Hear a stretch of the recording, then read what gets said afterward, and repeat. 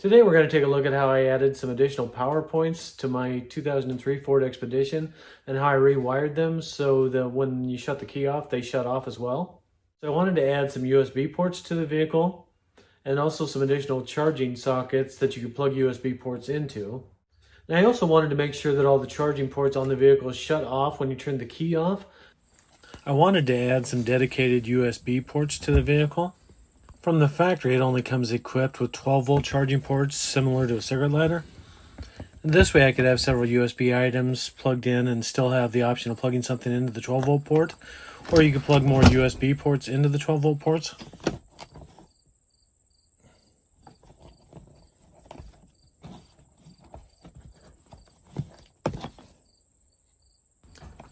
So on top of these additional ports I've added, the vehicle still has the 12-volt charging port at the back of the center console that here I've got a USB insert stuck into, and the 12-volt charging port at the rear of the vehicle. The three 12-volt power points that the vehicle comes equipped with from the factory are powered at all times off of two 20-amp fuses in the central junction box. The two in the front center console are both on the same fuse, and that would be the passenger side front of the console and also the rear of the console for the second row. And then the 12-volt power point at the very rear of the vehicle on the passenger side is on its own fuse. So when I wanted to add the USB ports, I just wired them in parallel with the accessory 12-volt points that were already on the vehicle. The USB ports and the 12-volt charge port that is on the quarter panel is just wired in parallel with the 12-volt port that was at the back of the quarter panel on the passenger side. And the USB port that's added to the front passenger side of the console is just wired in parallel with the 12-volt charging port next to it. And most USB chargers only pull 1 or 2 amps. So on a 20-amp circuit like this, it really isn't a problem to add something like that to it. But where this can get to be a problem is if things are left plugged into the charging ports, because they're hot at all times. They don't shut off with the key. A couple amp draw will definitely run a car battery dead overnight. And if, like me, you've got kids that are plugging in all kinds of accessories to charge them while you're on long road trips or on vacation, it can run the battery dead overnight if they leave them plugged in. So what I wanted to do was rewire the vehicle so all the power points, including the new USB ports, shut off anytime the key was in the off position, but turned back on anytime the key was on or in the accessory position. So I'm going to go ahead and take the USB ports off of our wiring schematic just to make a little more room. And those are actually wired at the charging ports, where the rest of this is going to be wired from the central junction box. What we're going to need to do is wire in a couple of relays. And we're just going to use a generic 30 amp cube relay for this.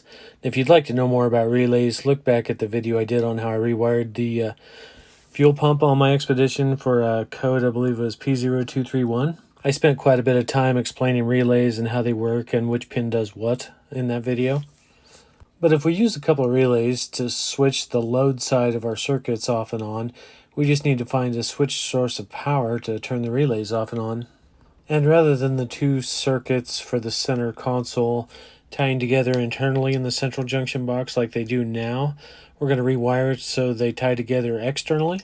So let's go ahead and take a look at what it would look like on the vehicle to wire these relays in so that they're turning the power off and on to our accessory power points. So we're going to need to start by getting access to the central junction box, and it is located behind the kick panel on the passenger side. We'll start by removing the scuff plate that goes over the top of the kick panel.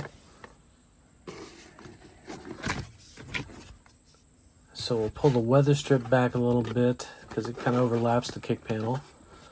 The kick panel kind of snaps down at the bottom down here, and then there's a couple of clips that go into the A-pillar as well to retain it. So with the kick panel removed, we're looking at the central junction box here and all the relays that I've added over the years for things I wanted the vehicle to do.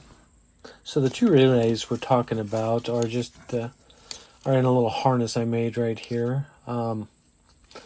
And you can also see there with masking tape where I labeled what circuit they go to on the vehicle. In fact, I think this was one of those things where I actually sat down with a wiring schematic to make sure I thought this was even possible before I tried wiring it up on the vehicle. And I went ahead and had the relays all labeled as to what circuit which wire went to before I even brought them over to the vehicle. So let's go ahead and find the accessory circuits at the central junction box on the vehicle and take a look at how I tied into them. So let's start with the violet wire with an orange stripe. And connector 270H is going to be the top connector located on the side of our central junction box. And we're looking for the violet wire with an orange tracer or an orange stripe, and that is located on pin 4. So we need to cut this circuit, and the wire that currently goes from the central junction box now needs to go to pin 30 on our new relay. And then the other side of the wire that goes to the harness needs to go on pin 87 of our relay. And it's not easily seen, but if we follow the harness up from connector 270H, you can see where the wire here, the violet with orange tracer, now goes into our harness that goes to our relays. And that goes to pin 87 on our new relay. So we now have the front power point in our console wired up to our relay. And we need to add the rear power point over to pin 87 of our relay. And that circuit is going to be located in connector 270M, which is actually located on the back side of the central junction box. To access it, we're actually going to have to unbolt the central junction box from the A-pillar. The central junction box is retained by a single 10mm nut on one side, and then it has a couple of tabs that lock into the A-pillar on the other side. And you want to do this with the battery unhooked because there is a large cable that comes straight from the battery positive and bolts to a lug on the other side of the central junction box, and you definitely don't want that to touch metal or short to ground. The one we're looking for is connector 270M, and it is located right there. So if we unplug it to make it a little easier to see, our pin on connector 270M, our violet with orange stripe, is now cut off and heat shrinking. And then the circuit that went to that is now tied onto pin 87 on our new relay and tied in with the other violet with orange stripe. So next let's do the circuit that goes to the rear power point.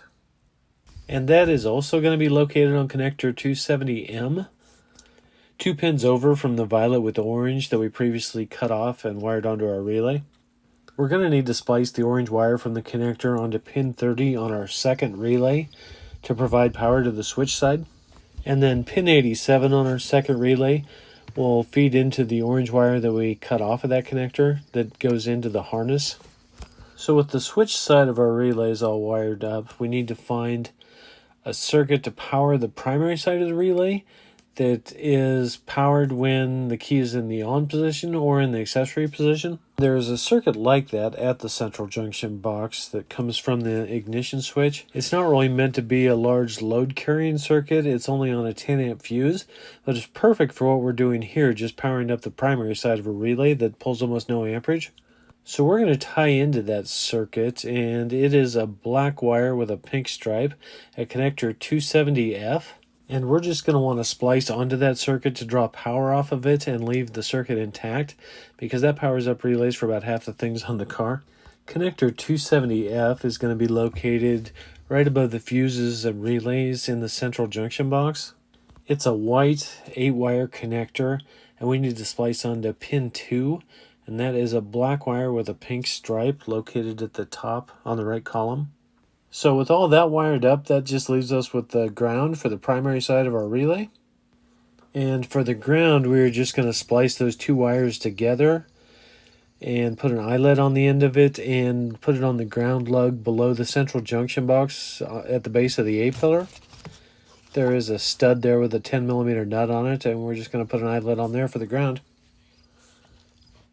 If you found that helpful, please click the like button down below. We got some more great stuff coming. We're trying to release new videos every Monday, so please subscribe. And as always, have a great week.